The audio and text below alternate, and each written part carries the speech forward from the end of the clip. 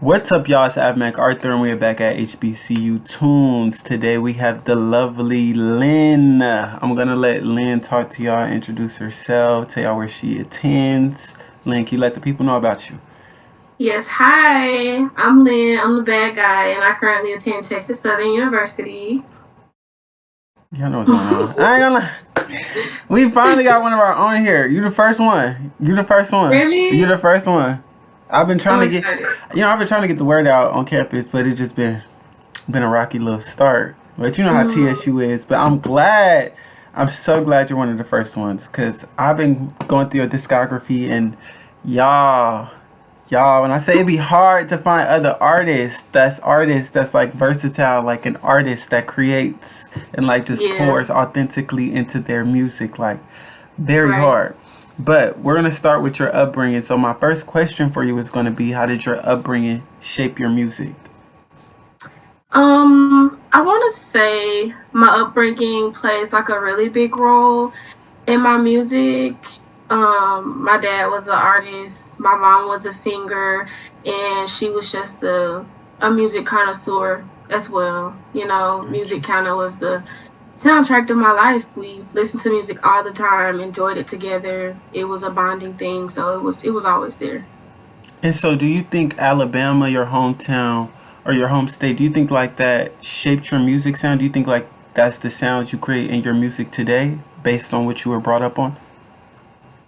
I want to say the vibe of it, like maybe some of my aggressiveness definitely comes from my hometown, Birmingham, but like you said, I am very versatile. I like different sounds. I like different things. I just kind of really want to be myself when it comes to just what I pick. I just like what I like, and I just go Cause with that. chow, I was gagged. It went from breathe to wait for me.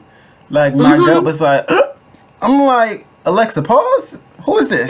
Like, It's the same nah, person. you gagged me with that. You gagged me with that. It was great. So can you talk about like how that transition comes for you? Like, did you immediately feel like I'm gonna come out rapping and singing? Like I'm gonna come out with both my talents just straight out the gate, or was it like I'm gonna ease in with the rap, then I'm gonna ease that singing in, or how did you go about that? It definitely wasn't strategic. It was something that was organic. I want to say when I was younger, I did kind of play around with the idea of being a singer, like growing up watching Beyonce, and I love Justin Bieber, and I just love the whole like singer songwriter aesthetic. Yeah. So I used to try to write songs. My mom bought me a guitar to try to learn, but I kind of just let it go. And then when I picked music back up, it was definitely rapping. I still didn't think singing was going to even play a part in my career. But as I've grown older and as I've gained more confidence in my ability, it kind of just allowed the singing to still shine through that way. You know, I feel like you're really melodic too. Even when you rap aggressive, you flow over the beat, kind of in a Mm. sing like how a singer would kind of flow over like if they just like Yeah. it's very easy for you to just come and attack the beat. So with that, do you think? Well, let me just ask, what is your process when you're creating? Do you think like you come with the flow like that first, or are you a writer first, or how does your process go with that? I am definitely a writer. There has been less than 5 times where I went into the studio and made something off the top of my head. I do take pride in my writing, but my process is definitely that. I like to be by myself. I like to rehearse it and feel myself saying it at a loud tone, at a quiet tone. Just I like to explore with those sounds of my voice in private while I'm writing, and then I go and record it.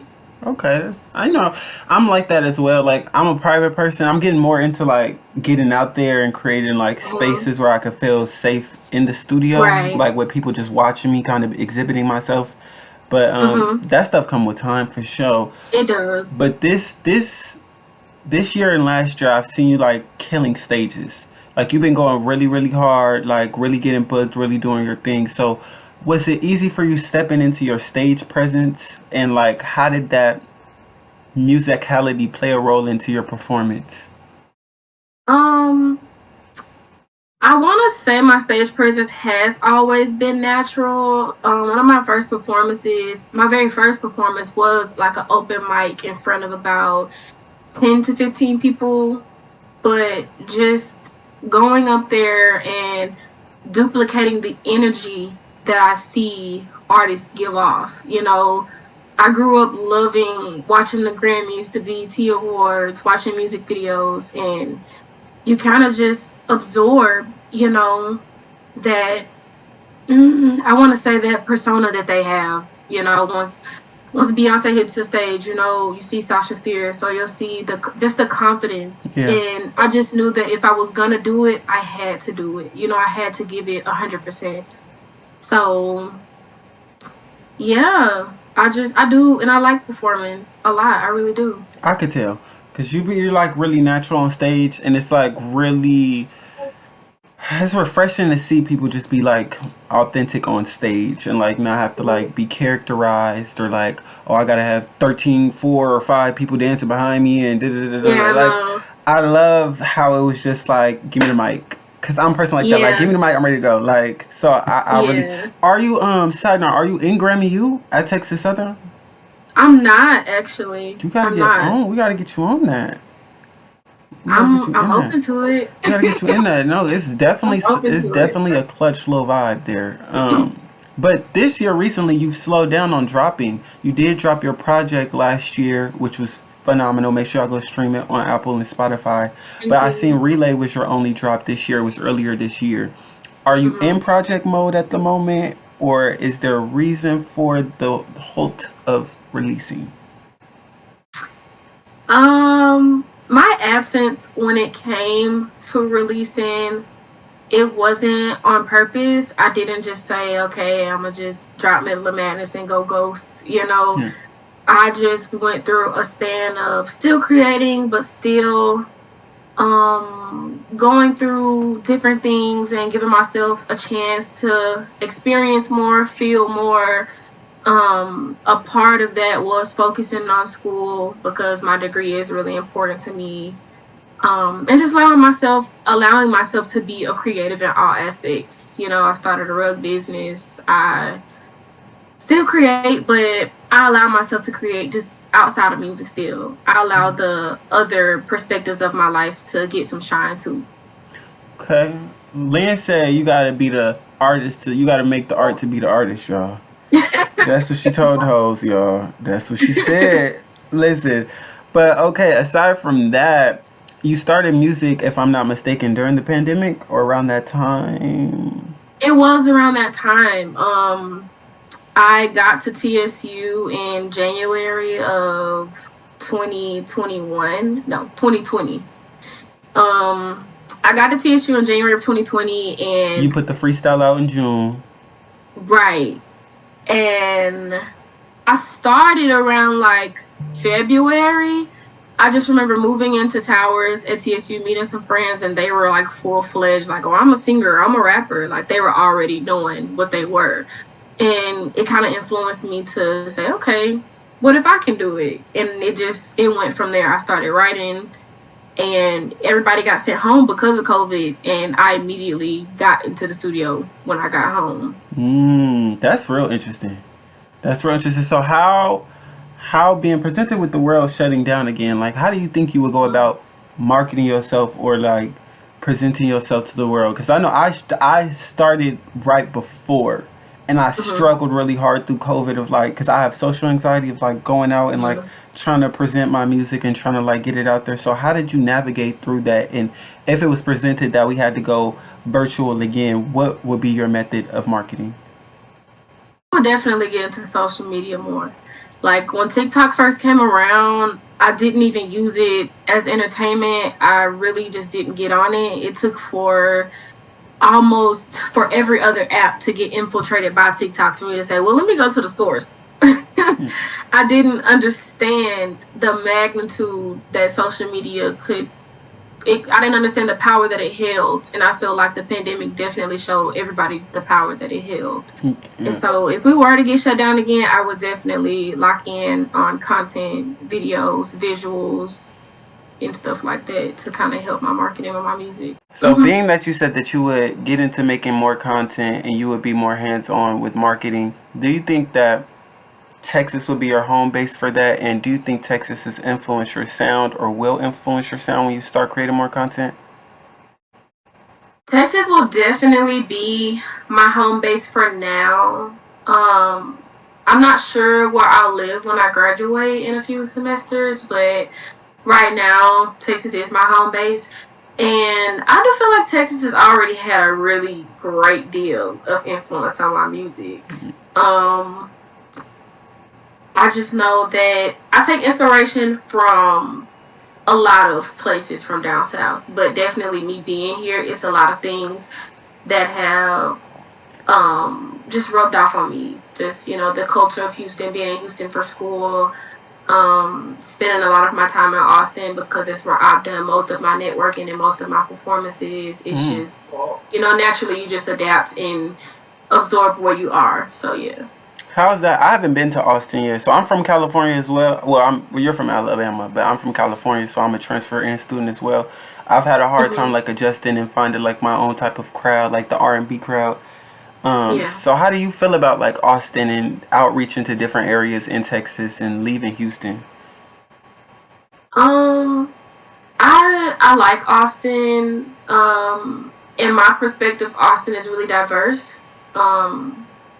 They're really diverse and their people crowd, just period. But I have immersed myself into kind of like a black mecca of circle of, black promoters and who are given these platforms through these venues to put on local shows for local artists, independent artists. So I've been very lucky to meet the people that I have, and I'm just really blessed to be in connect with the people that I know. It's destined, girl. You got the talent. I think it was gonna happen regardless.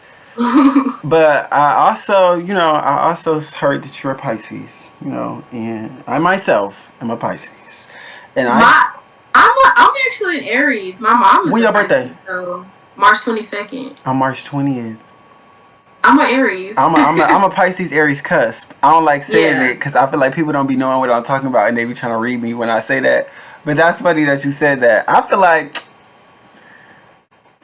we'll let that slide. We'll let the Aries slide because they changed the zodiacs and shit. But I just feel like if you in March runs the creative world to me. I don't know. Everybody born in March really, they shake it. I feel like we do it in the Sagittarius, and I feel like that's about the creative industry to me. Like I honestly feel like we the best. But you saying the Aries talk, so I'm gonna let the Aries vibe rock out.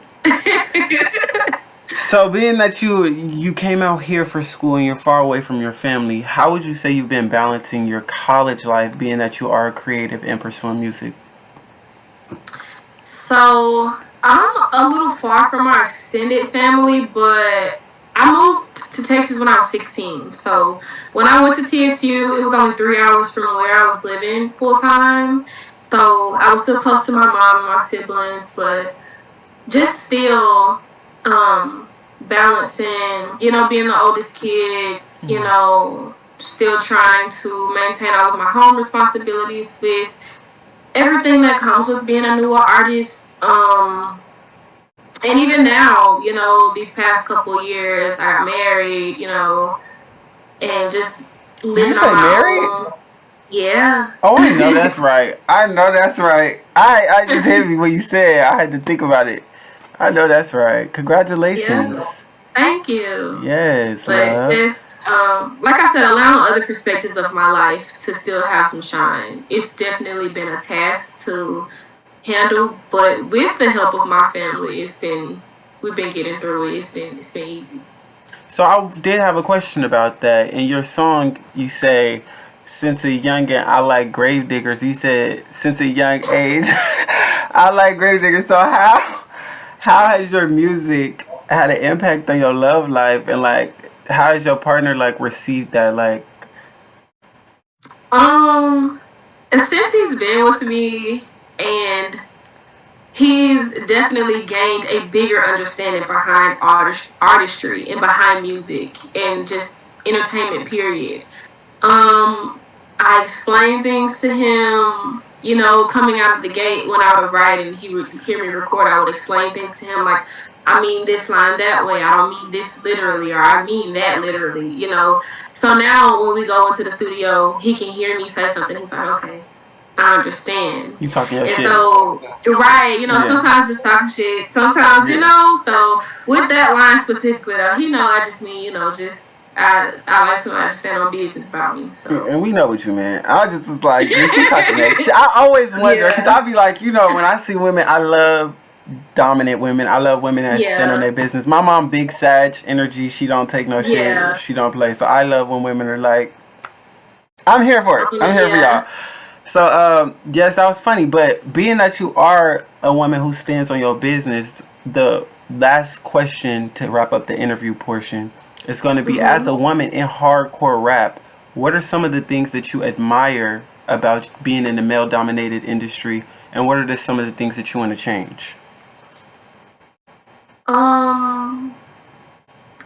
a whole, I admire the fact that us as women, we don't back down when it comes to being in an industry that is still male dominated. I don't feel like it'll stay that way, but right now it still is. And so I just admire any woman who has the courage to put out their content, put out their words, put out their feelings. And even though it's hardcore rap, it's still a place of vulnerability because we are sharing our thoughts and the way we feel, in our lives. And that's a lot to do. We're already under the microscope and, the scrutiny of just being a woman. A lot of times we're told, go sit down, go do this, go do that. And for anyone to just get in that spotlight and own it, it's amazing to see. I root for every woman who does it, because I just feel like it's already so much repression, and being that I'm queer, like I'm coming from a intersectionality of like knowing what it feels like to just like, I can never be in a woman's shoes, but just knowing what it feels like to be oppressed by something like you can't change. Like, what the fuck? Like, what are you talking about? Right. So I just feel like when women can stand up there and own it and know that they probably gonna get criticized, know that they're probably gonna get sexualized, objectified, it's like, oh, step that bitch. Honestly, she's not fucking around. So I love that, But the next segment is gonna be the gaming segment, and it's called Guess the Word. So I'm gonna, not guess the word. I'm sorry. I'm gonna say a word, and you're going to say a song associated that comes to your head. So I'm gonna be like shark, and I want you to say the first word, this first song that comes to your head. We're gonna do 5 of them. Okay, cool. Okay, so the first word is tiger. Tiger? I don't know. First thought. Oh, I'm not scared of lions and tigers and bears, but I'm scared of loving you. Okay, period. Okay, so the next word is gonna be top. Top.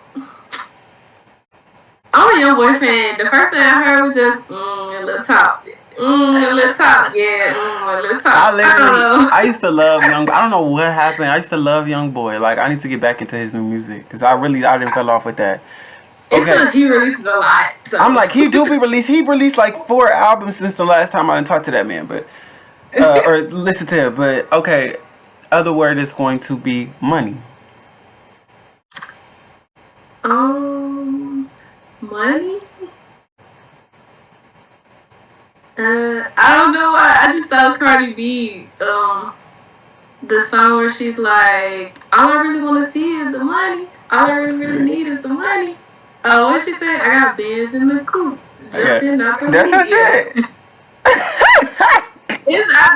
think that's it. Second to last word is going to be school.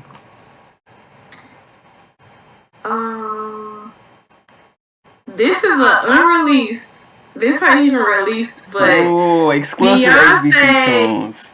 Beyonce's Donk song got leaked, and She says, I think I want to go back Back to to school school and and have have my my locker full of life. pictures of you. You, Yeah, yes. that's my shit. I know what you're talking about. Nah. Last word is going to be life. Life. Life. Frank Ocean. Sweet life. Yeah. Yeah, sweet life. I have a. That's the rap for the game, and you did that. You executed that very swiftly. Some people fumbled that, but I wanted to ask, being that you do like Cardi B, and she's not, via the public's perception of her, the most rigorous lyricist. Do you hmm still respect the lane and like acknowledge the lane of female rappers, being that you are a penman of women who like come in and they make that fun type of music, or they make that not so lyrically challenging type of music? Or do you think it should be segregated via lyricism and talent shit? I don't think it should be segregated. Pen aside, there's still something that artists have to offer other than the mechanics of writing. Personality matters, image matters, the way you Performance. present yourself, right? Yeah. You can be an entertainer. It's still, even though we're artists in the studio, we still have to come out and be entertainers. I think And that art is lost. The art of entertainment amongst the music industry is really lost. mm, I don't really know why. I feel like our generation, I don't know if it's because of phones and stuff like that, but I feel like I feel like we're not as pertinent to just be like, okay, I want to be able to dance and act and sing. Like if I'm going to, like, I feel like yeah, we'll hone in and specify what we want to do before we be like, okay, I'm a creative. Like yeah, a person will call themselves a rapper before they be like, I'm a creator. Or they'll be like, I'm a singer before right. I'm a creator. And I feel like it limits us very early. So I like that you Uh, say entertainment. right. I think that especially with our generation, aesthetics are very important.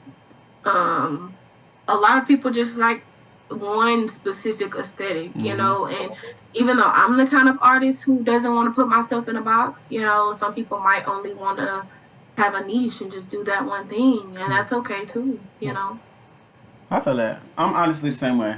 I feel like I love a good fun bop. It's songs that I grew up Yeah, on that literally, like, the song I just was arguing about somebody with this, the party rockers in the house tonight. Like that I song, actually seen them in concert before when I was like really young. like that is literally the song about my life. That and Whoop Yeah, Them Gundam Style. Like these songs didn't yeah, take a lot, but the energy was there. It got us up. right. It did what it needed to do. So I just feel like we've gotten into a place in music and in like artistry of like weaponizing our talents against each other instead of Right. collaborating. And Coming together, it's really right. weird. Like I don't know, but I appreciate that you said that you do respect that lane, because I always wanted to ask like female rappers how they feel about that, because I know Yeah. it's harder for y'all to even step into the lane. So I could only imagine like when you be like, girl, you don't even respect the art passion, girl. You don't want Nah. this shit for real, you know. So I feel like it's okay for one person to take pride in their writing, but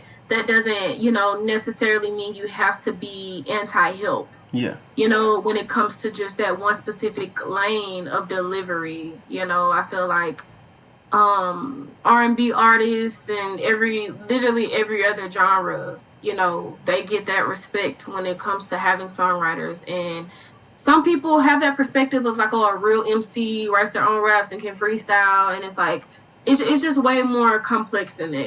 Being an artist, being an entertainer, it's just being and a I feel like it performer. was way less obvious that that wasn't the case for everybody back in the day. Like I feel like a lot of our hmm legends had writers. They had wingmans that was there with them 24/7 cutting bars and giving out Right. bars. So I feel like And and it is a very thin line mm, between vibing out and having a writer. yeah.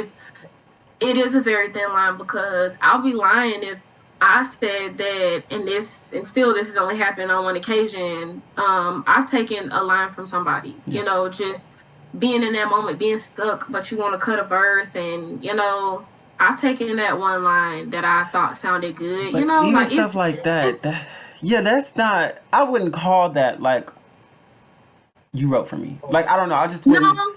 and I don't either, but it's Yeah. still just like, I'm just and I'll still, I just had a situation the other day where somebody's like, oh, I'll write this for you. And I'm like, I don't need a writer, you know, but just to say we're not just so policed on everything, you know, you can make that I clear would be open to distinction. like, I like when people create safe spaces with their verbiage. So I'm a person like, if I Mm-hmm. was presenting that, let's co-write. I'm a Right. co-person down. I'm co-producing, co-writing, just because I know like the legality and then when contracts and stuff get involved. Because I'm a Right. scary person when it comes to contracts like that. My degree's in entertainment record industry management, so we be breaking them Me too. yeah. So I'm scared of contracts. Like when my family found out I wanted to do music, like I had to watch Unsung and all these Illuminati videos and stuff. So it kind of like warped my brain into think like people are trying to fuck me over at all times. And so Mm-hmm. like now I make sure when I do want to collab or it is a situation where like somebody is going to be on my song, like we got to put this ironclad down on the shit. Like I Yeah. don't give a Like, fuck let's if you figure out what are the terms and get that signed. Yeah. so that's why I be like with when you go on social media and it's like we're arguing with consumers of the music and we have the back end situations going on where it'd be like, well, did they write for them or was it just the 1, 2, 3 thing in the studio? And you know, Right. this is where like the gray lines and the blurred lines get really Mm-hmm. weird. But Yeah. no, that was the end of that segment. I appreciate you coming through to HBCU Tunes. We had our first tiger. I'm glad it was a female tiger, and I'm glad it was the big fish of the female tigers. So I feel Because I like graduated to call me Big Fish. go ahead, the bad guy. I'm ready for the bad guy project. So I'm gonna let you keep it on locks, like you ain't working, like you don't got that shit in the bot. Like I know she got that shit in the bot. I'm working, and Yes. there's definitely an announcement that I'll be making pretty soon. So just stay tuned to that, and the bad When guy's you want to definitely make it, coming. cause tell me when you want me to drop this, and I could drop it around so you could get that full press run from the drop. Or you could Um, wait and tell me on the back end if you don't want to put it on camera. I was gonna cut it anyway, but you could just tell me on the back end because I'm gonna edit everything, and then and most of this content is gonna come out next 2024. okay, Yeah. cool. Okay. Okay, well, Wait, we not I done. You gotta enjoyed wrap it. up. You gotta wrap up. So let me do the wrap up. Okay, Y'all, this is another interview. We about to wrap up. I'm gonna let Lynn do her piece, do her press run. Lynn, tell them where they can find you, what handles you got, and where you want them to go stream you at. y'all can find me on all social media at Linnea, LYNNIAA, and you can find all of my music out everywhere on every single platform. Linktree in her Instagram bio. So y'all go Yes, handle that. Links to all the music. But okay, Lenny, thank you for coming by. This I at appreciate it. MacArthur, This was y'all. fun. We signing out. Right,